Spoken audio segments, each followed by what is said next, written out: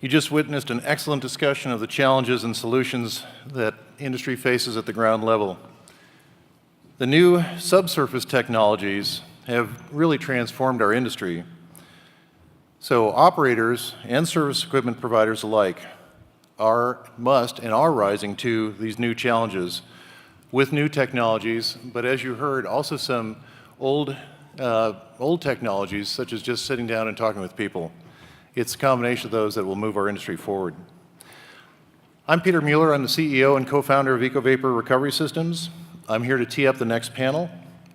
It's energy and climate policy. I think it's an excellent add-on to what we were just talking about. I'm going to introduce the moderator, Michael Ming. Mike has recently decided to take up fishing. He has recently retired from his role as Vice President, Executive Liaison for Marketing Technology at Baker Hughes in Oklahoma City. He formerly served as the Oklahoma Secretary of Energy under Governor Mary Phelan, the President of the Research Partnership for Secure Energy for America, and as an independent natural gas producer as a managing member and principal of K-Stewart Energy Group and K-Stewart Petroleum Corp. He holds a BS with distinction in petroleum engineering and an MS degree in engineering management, both from Stanford University, and is a registered professional engineer in Oklahoma. At Stanford, Mr. Ming is an emeritus member and a past chairman of the Petroleum Investments Committee and co-sponsored the Ming Visiting Professorship on Energy and the Environment. He currently serves the Central Oklahoma United Way, OIPA, Oklahoma Independent Producers Association, and basically Oklahoma's equivalent to KOGA, Board of Directors, an industry advisory boards at the University of Texas, BG, Oklahoma University, and Tulsa University. Busy man.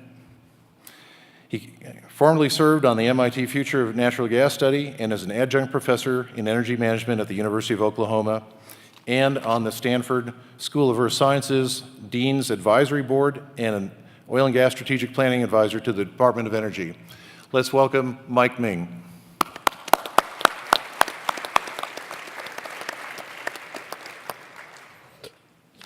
Thanks, Peter. It's great to be here.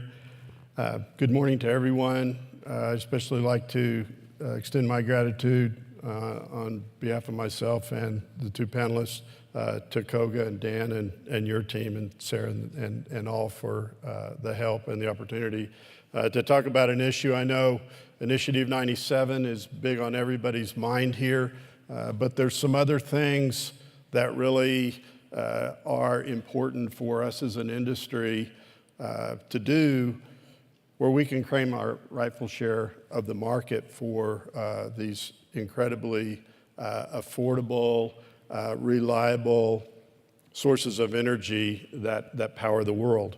And so this morning, we have two panelists in, both flew in last night from Washington, D.C., so they're right in the middle of the fight there. Both of them have great background in the topics that we're going to cover. I would encourage you, in the interest of time, to look in your program guide and look at their backgrounds, and you can just see how much they have. But we have Greg Bertelsen. He's the Senior Vice President for Government Affairs with the Climate Leadership Council. Lots of experience in energy and environmental policy in a lot of different regards. And then Mike Moore. Mike's the managing partner of East West Strategic Advisors. Mike has a commodities background, but lots of hands-on experience around both CCS, carbon capture and sequestration, and now CCUS, carbon capture utilization and storage, and has been very involved in many of the initiatives that I think will be of interest to this group. And I think, you know, one of the takeaways that we hopefully have is how energy and climate policy, and especially around carbon and greenhouse gases, what it means to you as operators, service companies, participants in the Rockies here, but not just as a punitive type thing for our industry as a cost of doing business, there's actually some commercial opportunities here.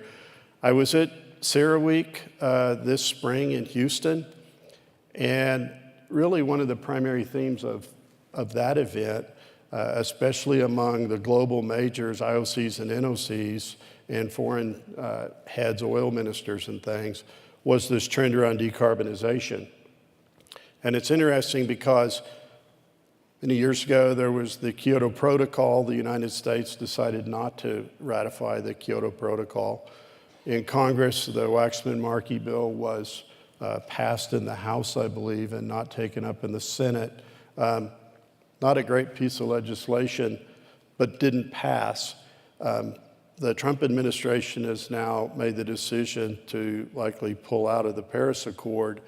The courts have stayed the Clean Power Plan, and despite all of that, CO2 emissions in the United States are down about 15%. So there's a tremendous amount that's going on in this industry, and I think kudos for the shale revolution and natural gas and what's done to the power gen market, and how that has this increased use of electricity or natural gas to make electricity has really driven down carbon emissions in the United States, really more than the rest of the world combined, when we haven't executed any of these other protocols and things like that. So we'll start out with a quick frame set between the two of you, what you're doing or what your interests are or what you think some of the key topics are. Then we'll have a little kind of fireside chat on some of the many initiatives that you may or may not be familiar with, who's doing what in the carbon space, what carbon policies and how they are, other initiatives that impact carbon, maybe not directly, and then maybe a little bit about electric generation, but it's not just about electric generation. I would encourage all of you in the audience, you have the cards, I think you know the drill. Start thinking of your questions now and jot those down, and we'll save some time at the end for that.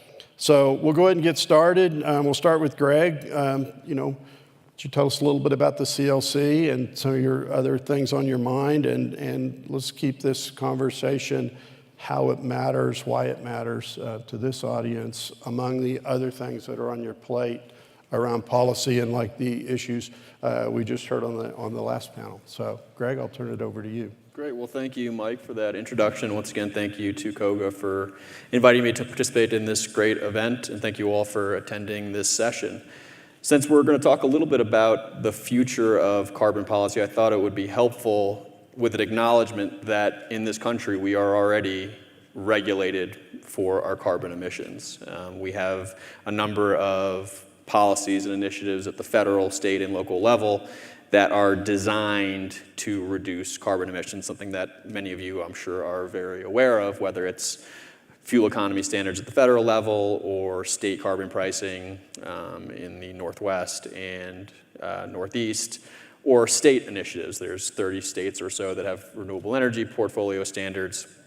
And then, of course, there are things like lawsuits and ballot initiatives, all of which are not necessarily primarily intended for addressing climate change, but I would argue some or much of the energy behind them is the lack of comprehensive action on climate at the federal level. Second, I would argue that the combination of these policies, I and probably the environmental community would argue that collectively they are ineffective at achieving the ultimate objectives of a decarbonized economy by mid or late century. By that same token, I think industry would argue that many of these policies are quite cumbersome and costly, and so what we have currently is a suite of policies and initiatives that are costly or quite costly to industry and the economy, but that equally are collectively ineffective at achieving the ultimate aims of a decarbonized economy. So kind of bringing ourselves to present and looking ahead, I think we essentially have two options. one, we continue with the status quo, which I'm quite confident will continue in the absence of federal policy. You look at polling numbers, the American public, by a wide margin, wants their government to do something to address carbon emissions. That support is strongest among younger voters. At some point, those younger voters will become middle-aged voters who actually vote, and then younger voters will replace them, and demographic experts will tell you that those voters are more likely to vote like their older brothers and sisters than they are their grandparents. So in my mind, the trend of public opinion is established. So in the absence of federal action, I think we'll continue to have this patchwork effort, which again is both costly and ineffective. The second option, of course, would be to bring the major parties of this discussion, or all of the parties of this discussion, to the table and try to work out a comprehensive federal policy that actually meaningfully addresses the underlying issue of reducing carbon emissions at a reasonable rate, but does so in a market-based way that allows the market to determine where the reductions will come from, not the heavy-handed regulatory approach. And that is really the foundation of my organization, the belief behind the founding of the Climate Leadership Council, which was officially launched in February of 2017 by a group of exceptionally prominent Republican elder statesmen, including former Secretaries of State James Baker, George Shultz, Henry Paulson, Gregory Mankiw, Martin Feldstein, two of the most well-respected conservative economists in the country, who came together and developed a very simple, at least to explain, four-pillar policy to do just that, have the market drive emissions instead of the command and control regulatory approach. The four pillars briefly are a $40 a ton carbon price assessed upstream on fuels as they enter the economy based on their future emissions, taking all of that revenue and returning it to the American public in the form of dividend checks. And for context, that amount of revenue would equate to about $2,000 for a family of four per year. The third pillar is a significant simplification or rollback of the regulatory code. So with a carbon price in place being the primary mechanism for driving emissions across the economy, the need for many of the regulatory tools that are out there now or that will be pursued in the future under future administrations would no longer be necessary. And then finally, a border carbon adjustment to account for the carbon content of energy and energy-intensive goods coming in and out of the country, particularly those that are trading in markets where there's not a similar carbon price in place. So we don't have a situation in which we're putting our businesses in a competitive disadvantage with their international counterparts. In June of last year, we announced our founding members, which is the group that is listed behind me. 16 Fortune 100 sized companies, including 4 of the oil and gas super majors, the largest automobile manufacturer in the world or in the country, largest food and beverage company in the country and world, consumer brands companies, 2 of the largest environmental groups, and 17 individuals from across the political spectrum and from different professions, which are the final group listed at the bottom of the page. This group has come together in support of this 4-pillar concept and are working together to work out the details among those 4 pillars. So extremely encouraging from our mind to see such a diverse group of entities and individuals with really different interests in this topic, seeing those 2 paths that I laid out before and selecting the second path, which is let's come to the table and try to develop a policy solution that is efficient, effective, pro-business, pro-growth, but also pro-environment. More recently, a group of students, earlier this year, 30 student-led groups called Students for Carbon Dividends actually formed and publicly launched. There's now 30 student-led groups from across the country, 23 of which are actually Republican groups who have come together in support of the Baker-Shultz, which is what we call this, our 4-pillar plan, the Baker-Shultz Carbon Dividends Plan. And then more recently, an advocacy organization named Americans for Carbon Dividends has formed, which is co-chaired by former Senators Trent Lott, the former Senate Majority Leader for the Republican Party, and John Breaux, who are the co-chairs of that organization. So we feel momentum is building for a policy approach like this, which is quite encouraging. Obviously, there is still considerable work to do both in building a coalition and in educating members of Congress and other elected officials. But to me, it's a when and not if proposition. I'm quite confident that at some time, and I think the not too distant future, Congress will once again have a serious debate about comprehensive climate legislation. And I really think now is the time for all of us to engage and start having those conversations about what should be in that policy. So looking forward to the rest of this discussion, and thank you once again for having me on the panel. Yeah, so thanks, Greg. Some really good points there. I think one, and like I said, I heard it at Sierra Week, was unambiguous. This decarbonization movement train has left the station. So we as an industry had to figure that out. Like natural gas, this wonderful fuel, it's much lower in carbon intensity, but nevertheless, there's probably still needs over the next 10 or 20 years to even decarbonize that. Second, we're not going to make significant progress unless the markets can participate in this.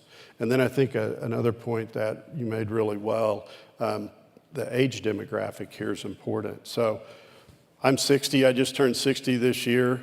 2 or 3 years behind me as a petroleum engineer, there was a 15-year gap. And as my generation begins to retire or step away, that next generation, 15 years behind, which fits in that age demographic, is going to move into those leadership roles. And so it's going to be a new set of industry leadership. So thank you very much, Greg. So Mike, why don't you talk about some of the things on your mind? I know 45Q, I don't know how many of you in the audience are aware of a new tax policy in the tax extender package called 45Q, but it's actually a real opportunity, a monetary opportunity for many in the room here, especially in the liquids-rich plays. But talk about some of the other things going on your mind and how all this fits together and what it matters to this audience. First, thanks, Mike, for the introduction, and Greg, what you had to say, it's fascinating. More to learn every day. And Koga for having me come out and speak. It's always a great pleasure to be out in Denver.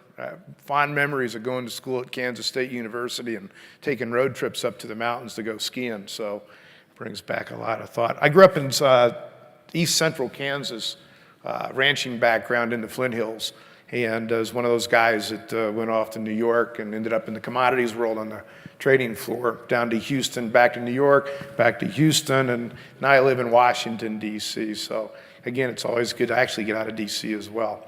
I spend time been in the energy sector since I got out of college. In fact, we had stripper wells on the property there in Kansas, so I grew up around it even. And the commodity side got me started. The disruptive areas of commoditization and open market pricing of crude oil and its disruptive event in the industry, I got to experience firsthand and kind of young to the world. Deregulation of natural gas, deregulation of electricity, how all these things got thrown together and into the same bucket of events, and then the environmental movement that came on top of all of that. And so I've been able to watch and experience, be part of. I've got a minority stake in an ongoing CO2 EOR operation in West Texas called Tabula Rasa.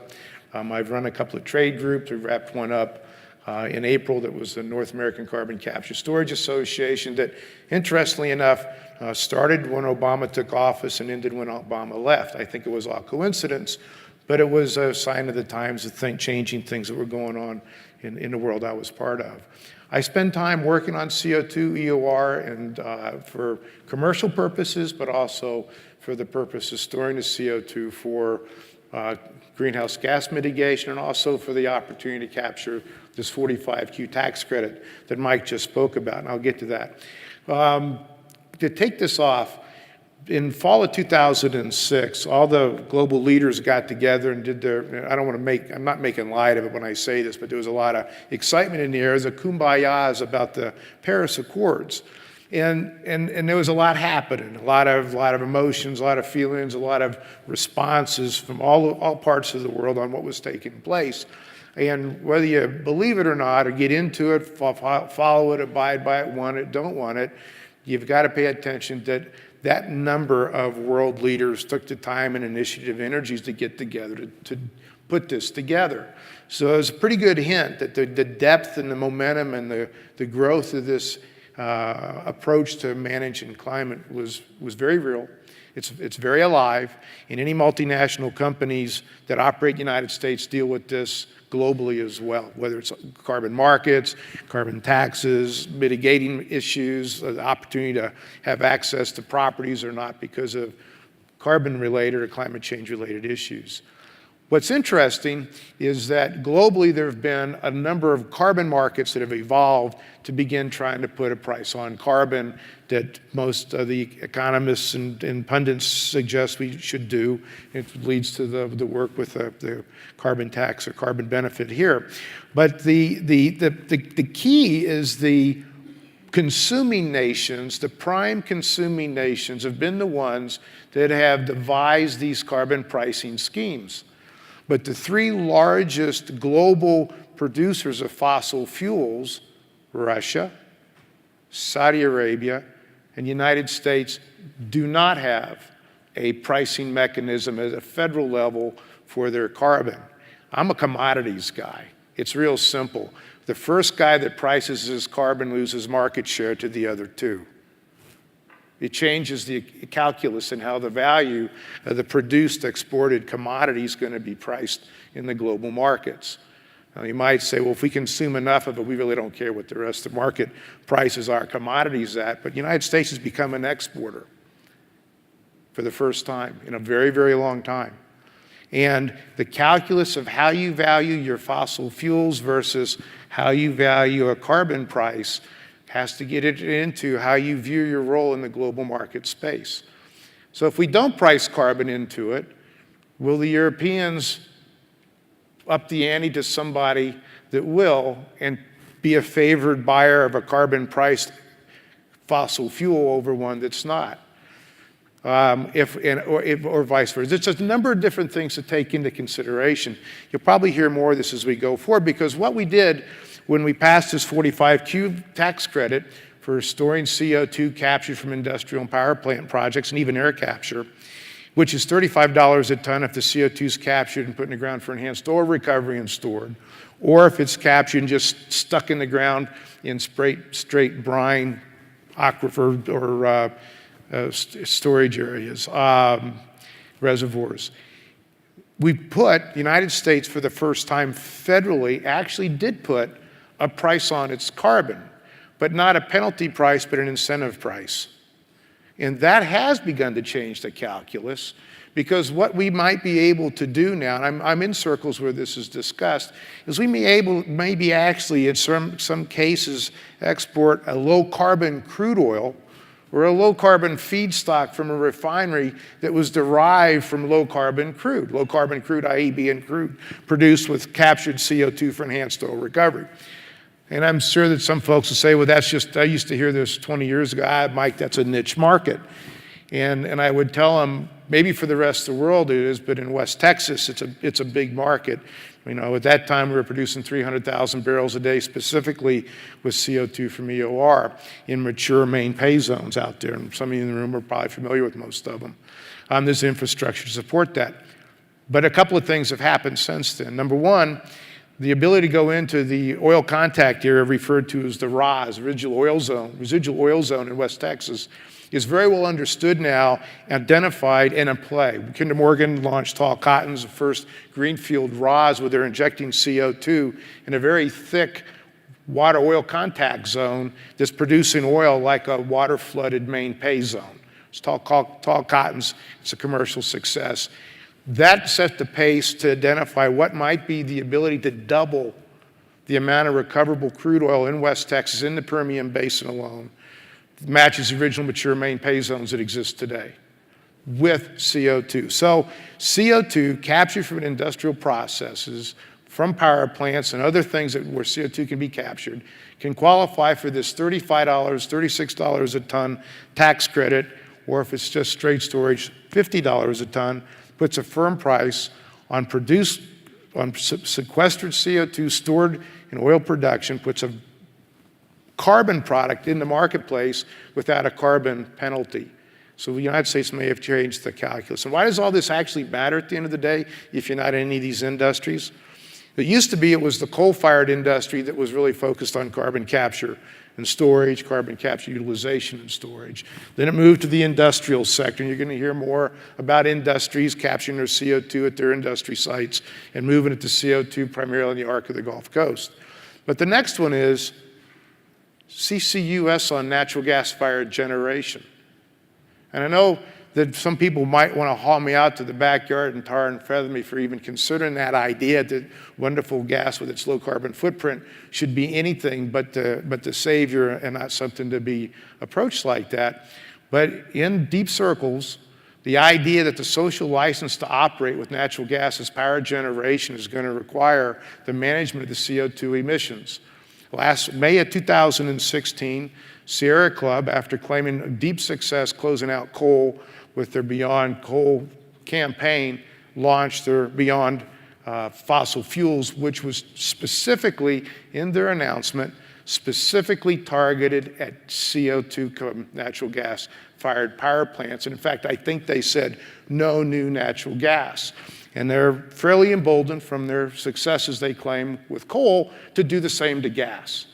If you're a gas producer, you're saving the world right now. If you're a gas consumer, you're under pressure if you're publicly held from your shareholders to do something about your CO2 emissions. If you're no longer running coal and you're running gas, gas is the next target. The other thing to keep in mind is the Energy Information Agency in the fall of 2016 ran their 2017 assessment, and what they showed was breaking down 2018-19, total CO2 emissions in the United States would break and rapidly accelerate above coal CO2 emissions for the first time, confirming why Sierra Club was going to go after CO2 emissions from natural gas. 45Q provides a financial pathway to put CCUS on gas in a way.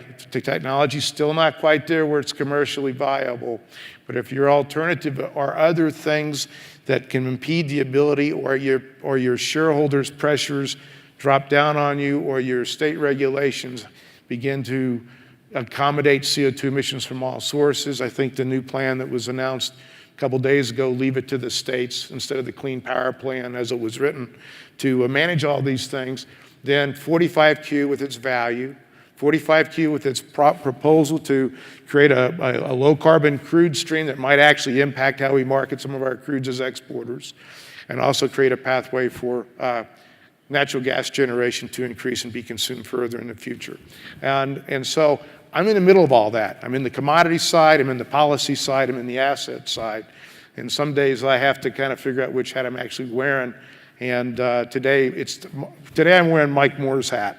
But there's a lot of these moving pieces that I have an intimate relationship with. Needless to say, it hitches a lot of different areas at a federal level, and it hits a lot of areas at some of the state levels as well. So with that, I'll leave it at that. That's other than saying it's very dynamic. And So just pick on a few of Mike's comments.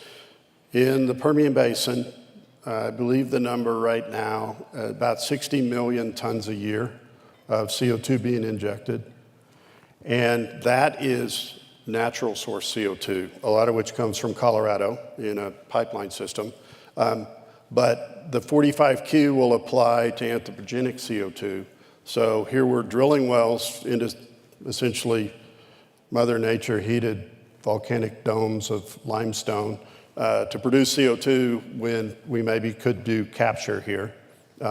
And a second point is, if we're going to talk about sequestration at meaningful scale, I think you heard yesterday the world emits about 32 gigatons of CO2.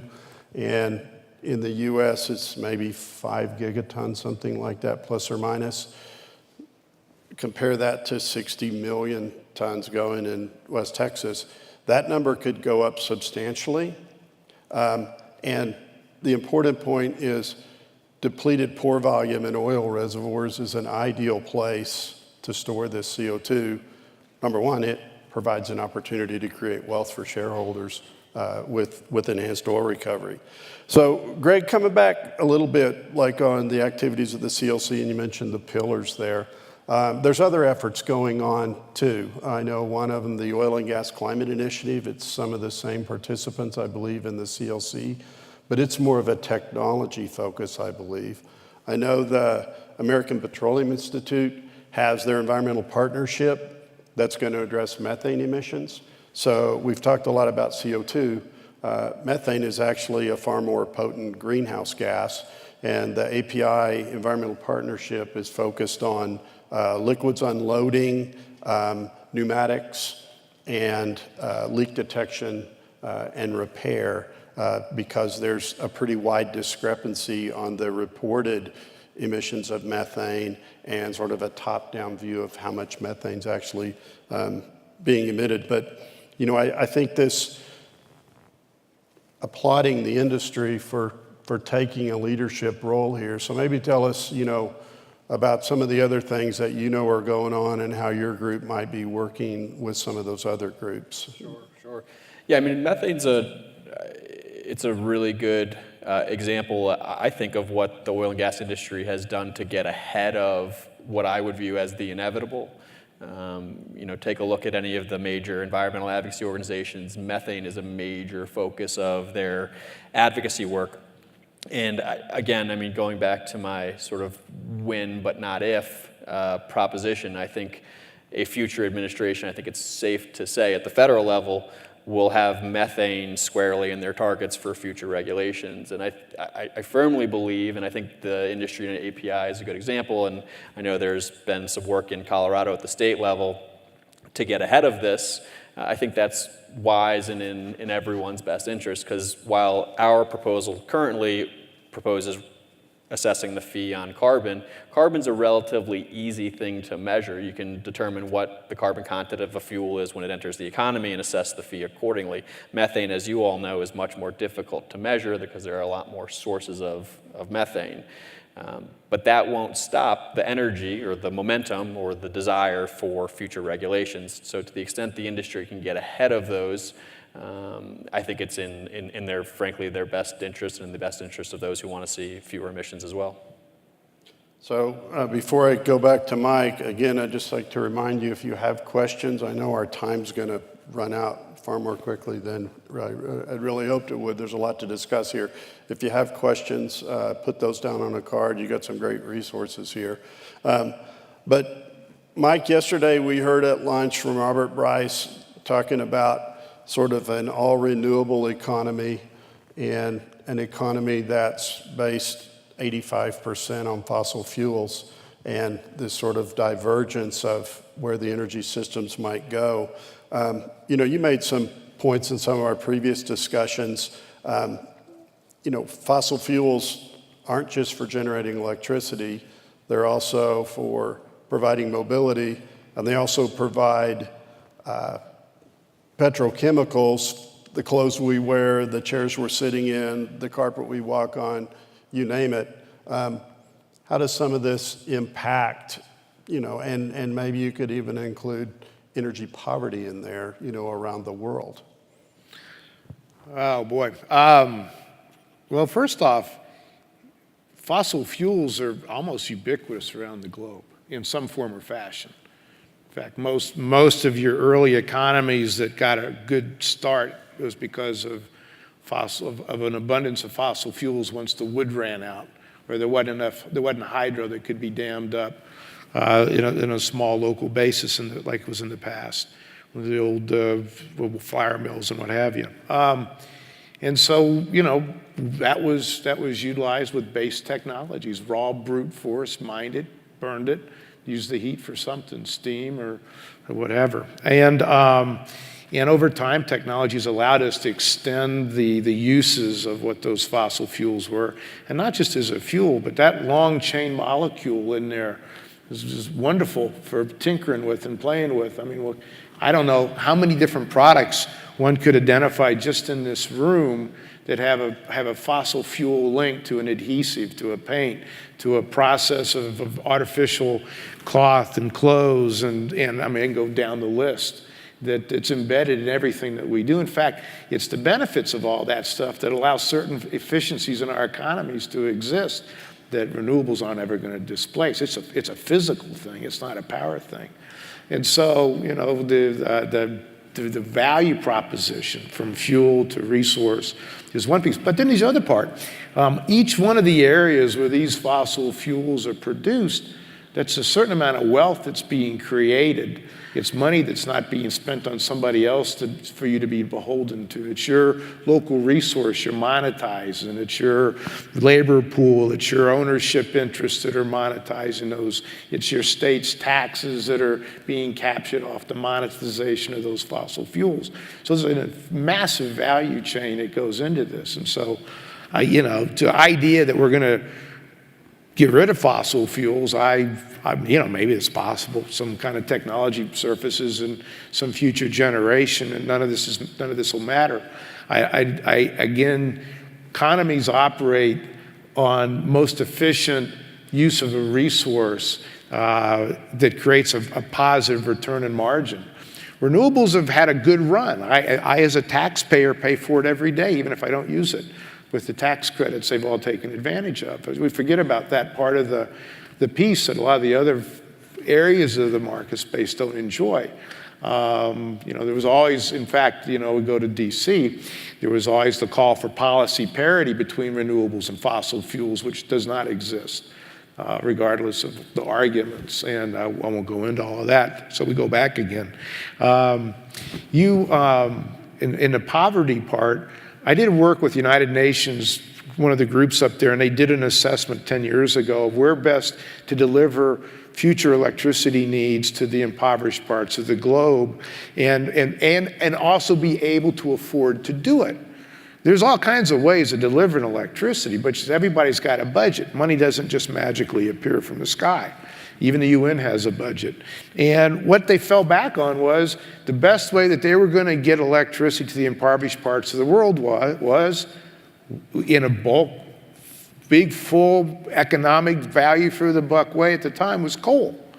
But they were internally torn with encouraging any new coal plants to be built. So I guess they basically told those past generations, you guys hang on, stick around, be impoverished a little bit longer. We're going to come up with some new technology for you, but you can't burn coal because it's bad for the rest of us.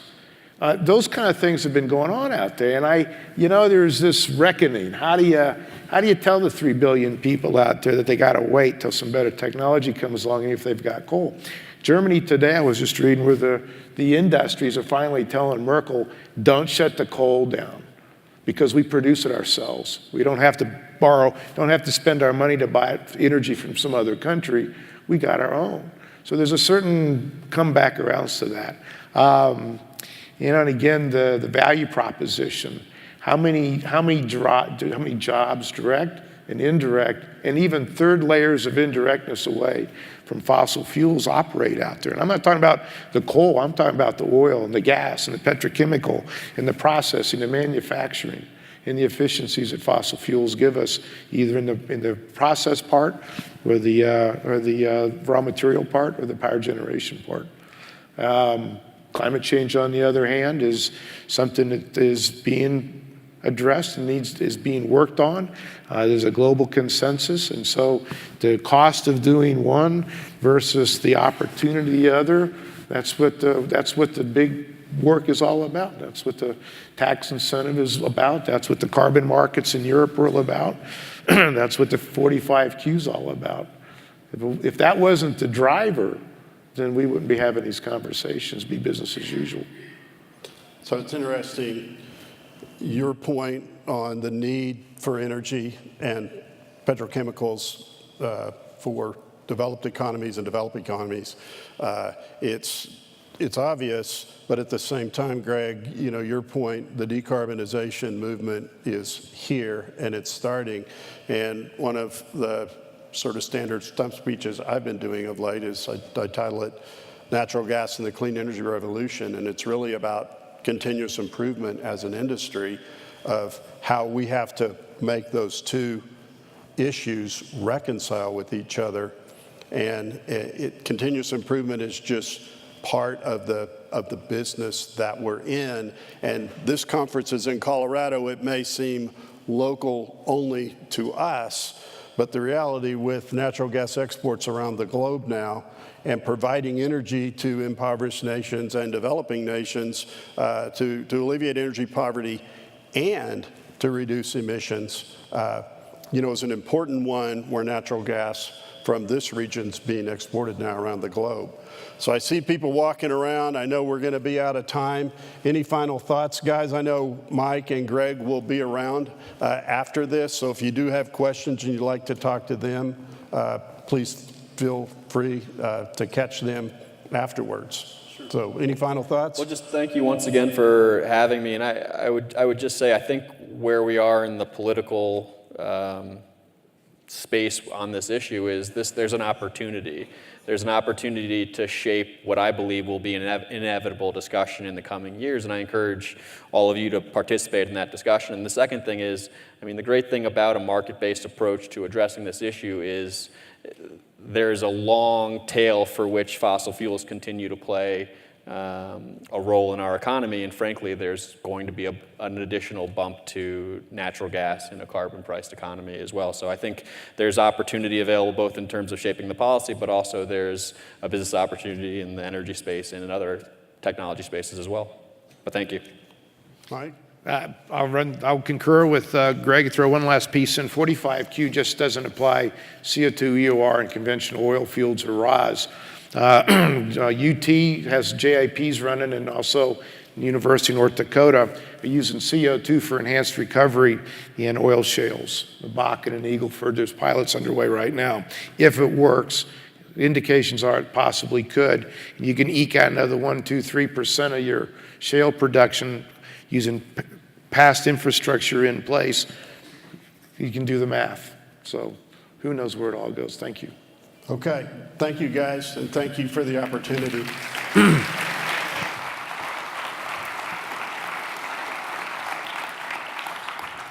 Michael, Greg, and Mike, thank you very much. Quite a bit of insight. I know we could probably extend that by an hour, but we are on a timeline. I've got 3 quick housekeeping updates. We're going to take a 45-minute break. There's networking, obviously, out in the show hall, but I'd also encourage you to go listen to the speakers from the Western Rural Natural Gas Initiative. There's an cooperative effort on right now between Colorado and Utah to promote liquefied natural gas and to promote folks in Asia to invest in Colorado and Utah. So they'll be speaking out here. It starts just in a couple of minutes. A schedule change, the natural gas markets section will be at 1:45. The game-changing technology will be at 3:30. But please come back at 11:45. Make sure you have tickets. We've got the Power Business Lunch. We'll hear from our next governor, be it Jared Polis or Walker Stapleton. Now, we've got probably 30 or 40 people queued up behind the stage here ready to flip this room, so if you could exit quickly, we would appreciate it. Thank you all.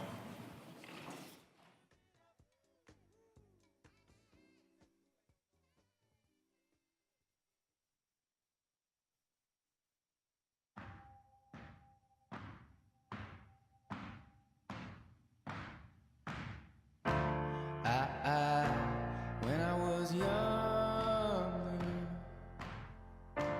I should have known better.